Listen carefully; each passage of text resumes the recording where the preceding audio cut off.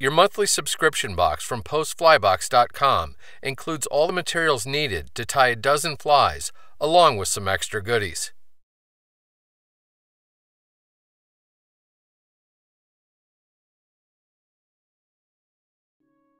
The Deceiver is one of the most effective saltwater flies ever devised.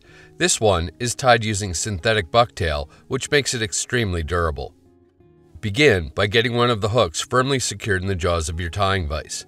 Note the return hook eye is a little different than on most hooks.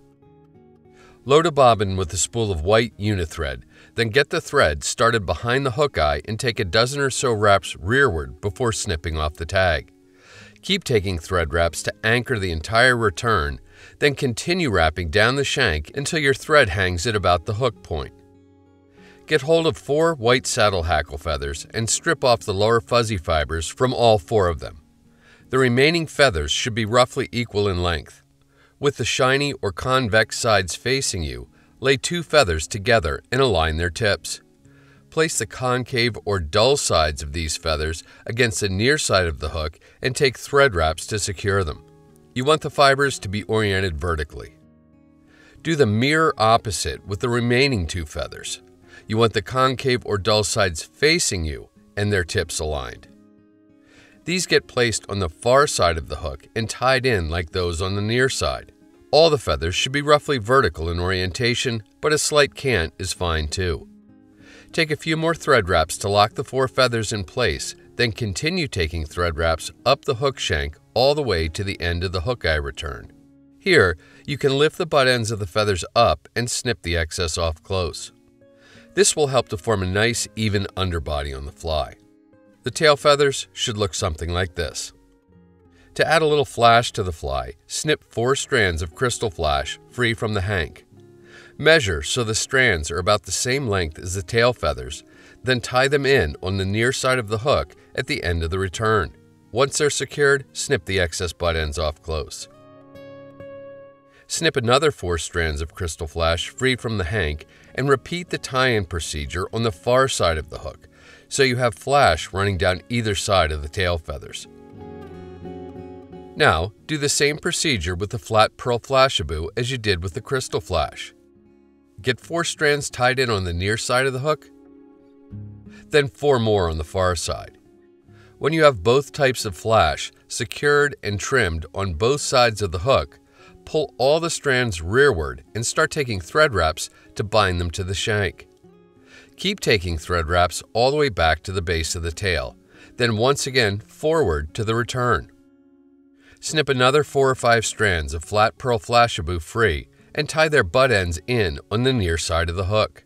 Wrap these strands around and over top of the work you've just completed to produce a pearl body on the fly. When you reach your tying thread, use it to secure the strands, then snip the excess off close. White faux bucktail is used to form the belly of the fly. Snip 3 dozen or so strands free from the hank, and while keeping their tips aligned, measure to form a wing that extends to the back end of the tail. While holding the fibers tightly in the fingertips of your left hand, snip the butt ends off square and even with the back edge of the hook eye. Place the clump on the underside of the hook shank and take thread wraps to secure it.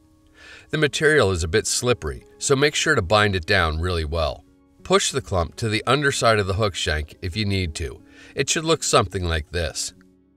Do your best to get an equal number of fibers separated onto either side of the hook.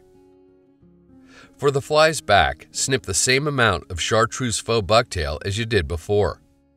While keeping the fiber tips aligned, measure to form a wing that extends to the back end of the tail. Snip these butt ends off square as before and bind them down really well on top of the hook shank. Take wraps with your tying thread to smooth out any lumps or bumps and further anchor the material top and bottom. Then, use your whip finish tool to perform a 5 or 6 turn whip finish, seat the knot well, and snip your tying thread free. Select one of the 3D eyes from the sheet and carefully adhere it on the thread wraps on the near side of the hook, like so.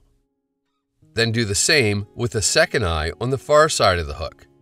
With the eyes even and loosely secured, get hold of a small drop of UV Cure resin and place it between the eyes on top of the hook. Then give the resin a shot of UV light to cure it. Do the same on the underside of the hook. This will anchor the eyes firmly in place. If necessary, you can then go back with a little more UV cure resin and fill in any voids to complete the fly. The result is an extremely durable deceiver that imitates a wide range of bait fish species.